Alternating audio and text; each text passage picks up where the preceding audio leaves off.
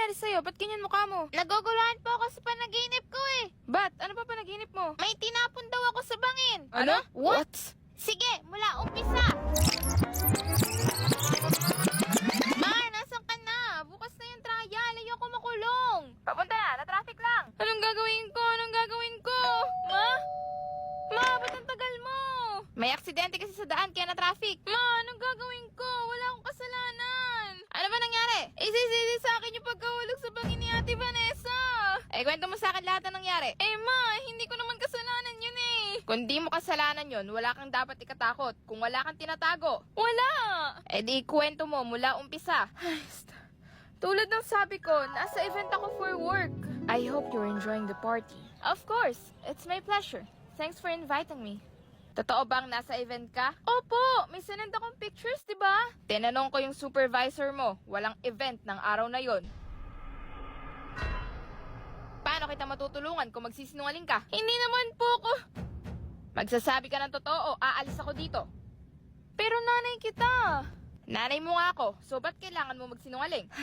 Okay, kasama ko po si Mr. Salazar. Salazar?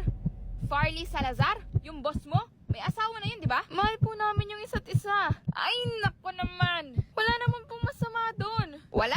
Naririnig mo ba sarili mo? Pag lumabas to, hindi lang karir mo ang masisira. Ikaw pa masisisi sa nangyari. Anong gagawin ko, ma? Anong sunod na nangyari? Huwag ka na magsisinungaling sa akin. Nasa date po kami ni Mr. Salazar. Sana, palagi na lang tayong ganito. Huwag muna tayong umuwi. You know we can't. We have work. And your family. Excuse me, itake ko lang to. Yes, honey, I'm fine. I'm busy with work. I'll call you later. Vanessa? Vanessa, wait! Vanessa, wait lang! Anong ginagawa nyo? Wala! Business meeting lang! Business meeting? Nang magka-holding hands?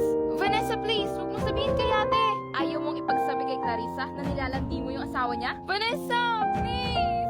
Hindi pwede! Vanessa! Farley, ano ginawa mo? Pinotektahan lang kita. Ano? Nagawa mo yun? Natakot ako, ma! Sorry! Sorry, ma! Natakot lang ako eh! Nasaan ang katawan ni Vanessa? Kung gusto mong tulungan kita, sasabihin mo sa akin kung nasan. Si Farley lang po yung nakakaalam eh. Hindi mo nahawakan si Vanessa? Hindi po. Umamin ka sa mga polis at maging witness sa mga nangyari. Ayoko po! Baka malaman ni ate! Alam ko na.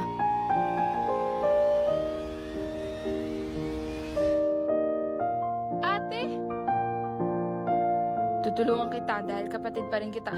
Pero pagkatapos nito, hindi na tayo magkapatid. Paano mo nalaman?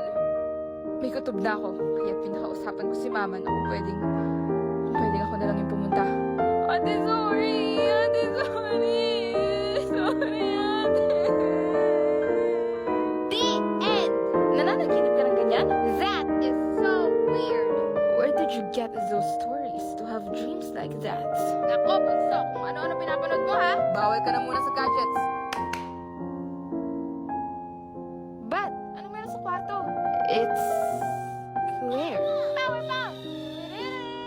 Power bomb! Then, who's in the kitchen? Hi guys!